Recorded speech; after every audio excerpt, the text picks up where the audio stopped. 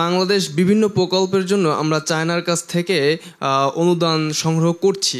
এর মাধ্যমে কি আমাদের সাথে চায়নার সম্পর্কটা দৃঢ় হচ্ছে, নাকি আমরা চায়নার কাছে দিনে দিনে ঋণী হয়ে যাচ্ছি? না, ঋণের তো প্রশ্নই ওঠে না। আমরা তো অবশ্যই চাই যে আমাদের কাজগুলো ভালোভাবে হোক, এফিশিয়েন্টলি হোক। আমরা অনেক অনেক প্রজেক্ট আমরা কেন নেই, আমাদের ইমপ্রুভমেন্ট। আমরা একটা ওয়াটার প্রজেক্ট কেন নেই, যাতে মানুষ যেন বন্যা না হয় বা যেন ক্ষতিগ্রস্ত। আমরা এমন কাজগুলোই নিচ্ছি যার জন্য আমাদের অ্যাডভান্সমেন্ট হয়, ইকোনমিক গ্রোথ হয়। একটা বড় রোড করলে সবাই বেনিফিটেড হয়।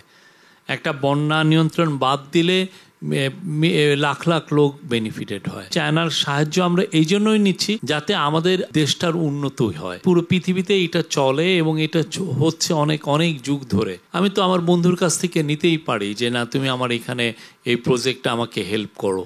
এবং চায়না খুব আমার বন্ধু হিসেবে সে কাজগুলো করছে এবং আমরা খুবই এই বিষয়ে গ্রেটফুল, আমরা কৃতজ্ঞ।